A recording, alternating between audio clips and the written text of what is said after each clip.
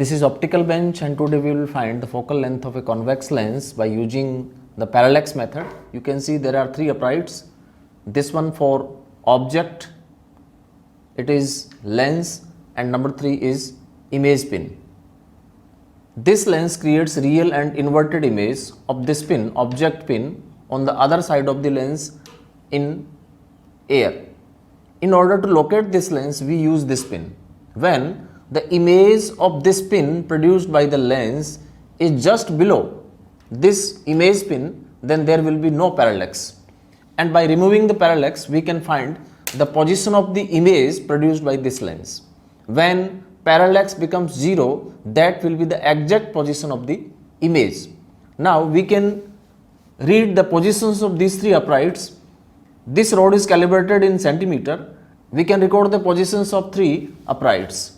The distance between object pin and lens is known as u, and distance between lens and image pin is taken as v. For the given value of u, we will find the corresponding value of v. For the different sides of u and v, we will displace the lens in forward or backward direction, and we will find the corresponding value of the image distance v by removing the parallax with the help of the image pin. But first of all, we will find the rough focal length of the given lens by using a meter scale. Rough focal length के लिए हम दूर किसी window की image दीवार पे बनाते हैं. Since the distance of the window is very large as compared to the focal length, so the image produced by the lens will be at the focus. Now the distance between the image and lens is the rough focal length, and we can measure this focal length with a meter scale, and this is nearly equal to 15 centimeter. That is 15 centimeter is the rough focal length of the lens. अब हम experiment शुरू करते हैं. तो इस experiment में हम ये जो ऑब्जेक्ट पिन है इसको फिक्स रखेंगे 90 सेंटीमीटर पे और लेंस को मूव करेंगे. सबसे पहले मैं लेंस को मान लीजिए रखता हूँ 65 पे. तो 65 और 90 का डिफरेंस हो गया 25. Object pin at 90 centimetre. The position of lens is at 65. Now we can see the image of this pin on the other side of the lens. You can see the inverted image of the object pin, and this image is on the other side of the lens. In order to locate this image, we use another pin known as image pin. अब आप देख सकते हैं इसमें दो pin है. ये जो पिन आपको दिख रही है इसमें ये इमेज पिन है, और उसके ऊपर जो दिख रही है वो इन्वर्टेड इमेज है. अब आप ये देख सकते हैं कि दोनों की जो टिप है वो मिल रही है, पर अभी इसमें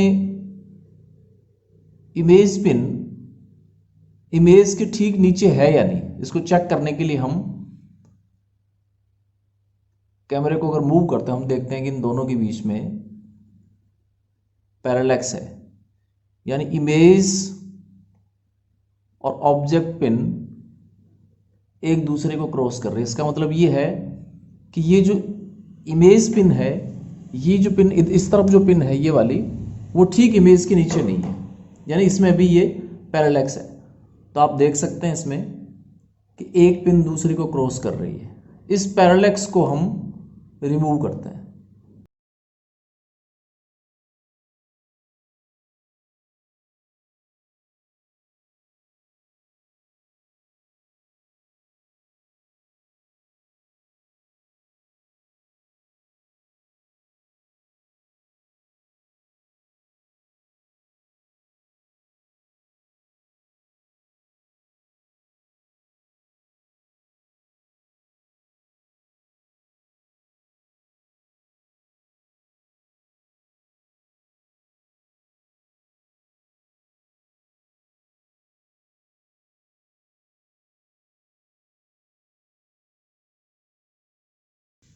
अब अगर अपने इसको मूव करते हैं तो हम देखेंगे दोनों एक साथ मूव करते हैं इसमें. तो आप देखते हैं कि इमेज और ऑब्जेक्ट पिन में पैरेलैक्स 0 है, यानी जब हम कैमरे को मूव करते हैं तो इमेज और उसके ठीक नीचे इमेज पिन दोनों एक साथ मूव कर रहे हैं, यानी यहाँ पे पैरेलैक्स रिमूव हो चुका है। इस सिचुएशन में इमेज पिन है, ये ठीक इमेज के नीचे है, यानी इमेज जो है वो जस्ट इस पिन के ऊपर है। अब हम इमेज पिन की पोजीशन को रिकॉर्ड करते हैं। तो आप देखेंगे ये 20 है, ये 21, ये 22 और ये 22.3, that is position of the image pin is at 22.3।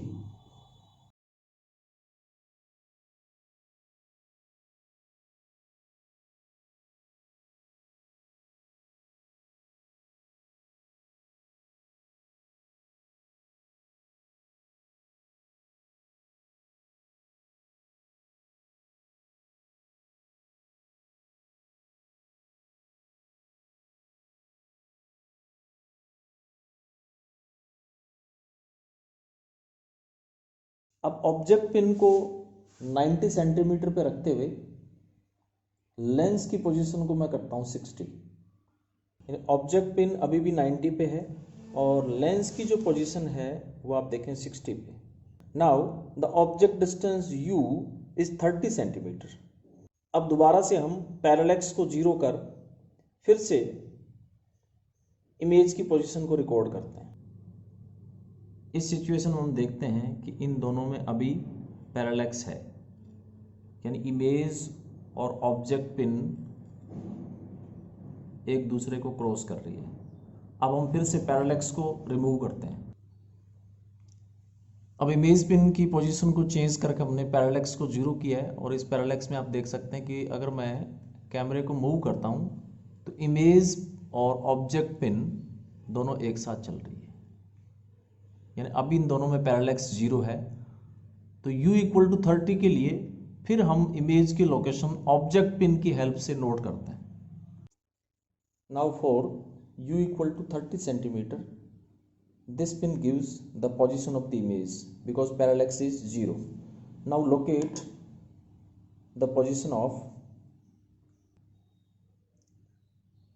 this is 25, 26 and 26.5, that is position of image pin is 26.5.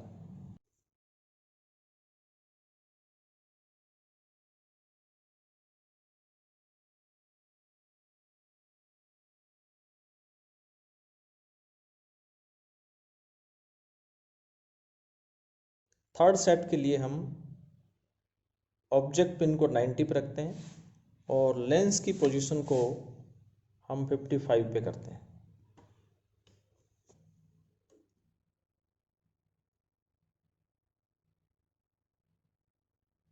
Now the object distance u is 90 minus 55, that is 35 centimetre. इस सिचुएशन में हम फिर से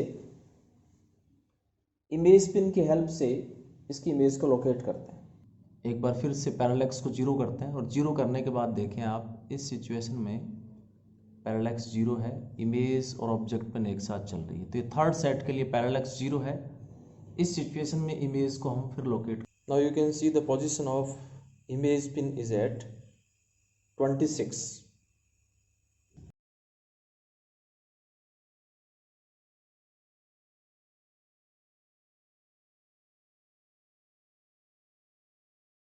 अब रीडिंग के चौथे set के लिए हम लेंस की पोजीशन को 50 पे करते हैं। ऑब्जेक्ट पिन अभी भी 90 पे और lens 50, object distance u equal to 40 centimetre. फिर से हम पैरेलैक्स को जीरो करते हैं और पैरेलैक्स जीरो करने के बाद u इक्वल टू 40 सेंटीमीटर के लिए आप देख सकते हैं इसमें इमेज और ऑब्जेक्ट में किसी टाइप का कोई पैरेलैक्स नहीं है। इमेज को लोकेट करने के लिए हम इमेज पिन की लोकेशन को नोट करते हैं। तो आप देख सकते हैं कि इमेज की जो पोजीशन है वो 24.3। आप देखेंगे यहाँ पे ये स्केल अभी 20 पे है, 20, 21, 22, 23, 24 and 24.3।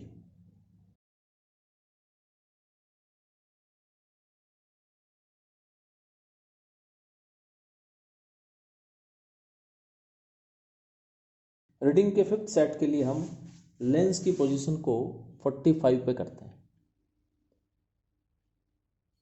The position of lens is at 45 and object pin is still at 90.